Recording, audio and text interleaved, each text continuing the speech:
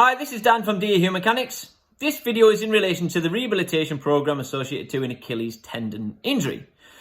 The purpose of the video initially is introduce you to the concept of an Achilles tendon problem, how you might have come about with having pain in and around there, some red flags to have a look at, and it's to guide you through the rehabilitation program so you have some expectations of how it might pan out and some justification into what you're doing and why you're doing it. So, let's talk about your red flags.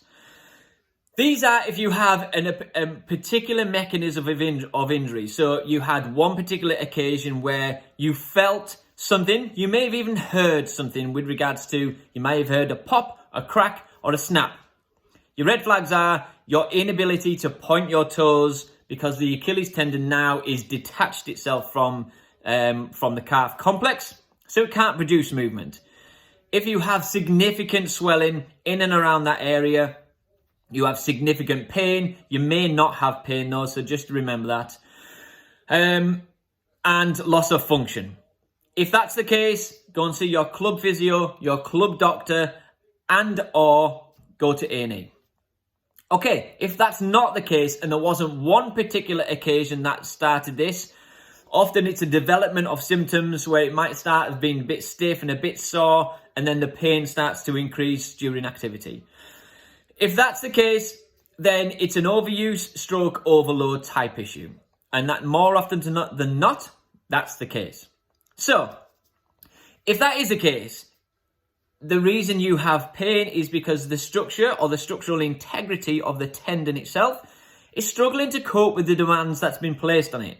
So your activity levels are either too intense, too much too soon, the volume is too great, so the frequency might be too much, you're not having enough recovery, and or there may be some mechanical issues that predispose you to an overload of this particular tendon. If that's the case, go and get an appropriate assessment from an appropriate healthcare practitioner. Okay, so introducing you to your program. You may see that there's a graph at the top of your program, and the graph helps you understand the focus of your rehabilitation, so what the component of rehab you are focusing on. Whereabouts does it enter your rehabilitation program, and how may it pan out? So, your first job is to manage your symptoms. And you can manage your symptoms with lots of different modalities. Some of these modalities might be passive and there might be some sort of manual therapy. So you might want to use a healthcare practitioner to do some passive treatment, some massage, some frictions, some electrical stimulation, some acupuncture, some taping, you can do some foam rolling or some percussion treatment. All of these are absolutely fine and we can justify them to a degree. However, they are all symptomatic. The purpose of them are to help you feel better about your symptoms. They might reduce your pain levels or certainly your perception of pain. And if that's the case, excellent. So you may want to use these certainly at the start to help reduce your symptoms so we can start working on your function.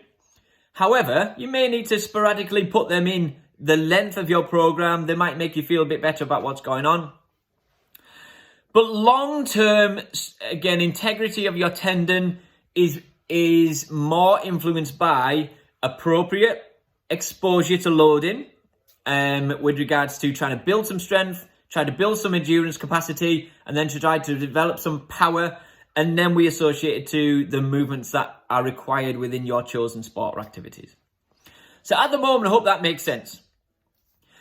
As the program goes on, there may be times where you reduce your strength input, you reduce your endurance input, and you go back to managing symptoms. It's very, very reasonable to assume that your pain may come down slightly as you manage it well and keep on top of it, and your activity and demand and volume are under control. However, every now and again, you'll push the boat out a little bit too far. You will overload the tendon again. It'll become a little bit irritable. And so therefore the focus now becomes back onto managing your pain to improve the function going forward. So just assume that will happen. Okay, going forward after that is placing some importance on your range of movement or your flexibility around that ankle joint. We need the tendon to be happy, being lengthened, especially under load. So your focus, especially if there's a lack of movement there, it might predispose you to these types of injury. So again, a clear assessment will rule that in or out. If that's the case, then again, foam roll, stretch, start introducing some isometric eccentric loading. So that gives us a nice gateway into your next phase. And your next phase is to introduce some tendon loading capacity. So your tendon becomes happy being used, and the best way to do that is isometrically. Isometric is a posh word for we load the tendon, so we place some significant or not significant, we place some appropriate loading, should I say, on the tendon without movement. So you may go up into a calf raise, and you stay still, anywhere between 20 and 60 seconds, the research might suggest. And that can act as some anecdotal pain relief. Also, it allows the tendon to become used to being loaded safely. Once we get through that phase, that isometric phase, where the tendon is comfortable under load, changing the different angles of the ankle joint, then we can introduce some movement-based activities. Start with some eccentrics. So you start with the calf and the tendon in a short position, so on your toes. Then you slowly work through range so your heel drops down. And again, your job is not to go through pain. It might be appropriate to go through some levels of discomfort, but just make sure that your discomfort is manageable and you're not going crazy and it doesn't lead to this pain as a consequence. Again, speak to someone appropriate, your club doctor, your club physio, or your chosen healthcare practitioner, to discuss what's appropriate and what's not. Following that, we build in some strength. So don't be scared about going heavy. This, in my experience, this is probably the biggest flaw of tendon or muscles or muscle rehabilitation, is that they miss out the actual heavy loading, the strength. And to do that, there's lots of different ways to do that. You can go 1 rep max, 3 rep max, and then work on an appropriate scale based on that. However, it just might be slightly easier to work on reps in reserve. So in your program, it might say 2 RR, so 2 reps in reserve. And that suggests that you find an appropriate weight where you can go to, I think your program might say 5 to 6 reps or 6 to 8 reps, where you can get to this number and still have possibly 2 reps left in the tank. And if that's the case, that's an appropriate load at that rep range. So I hope that makes sense.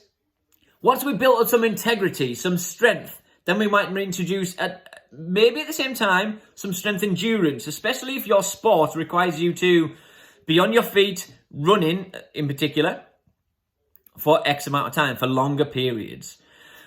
Also, a big area that I feel like is missed is power. So your ability to produce force by pushing your foot, in this case, down into the floor, and we need your Achilles tendon to be able to do that. Your Achilles tendon is a vital component for us to absorb shock, use that kinetic energy as we store the energy as the Achilles lengthens under load, and then it will shorten almost like a spring, and it's shortened to propel us to create some power, to create some movement.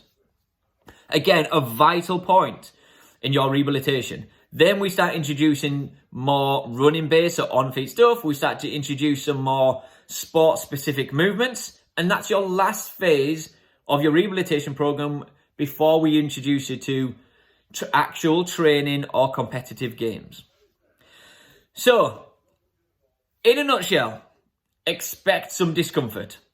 Expect the tendon to struggle on occasions, but always know that you will have to go back, or it's okay to go back to pain management, massage, anti-inflammatory prescribed drugs, percussion, acupuncture. Again, all of that, they're all passive modalities that might help you manipulate or manage your pain. That's fine to do so.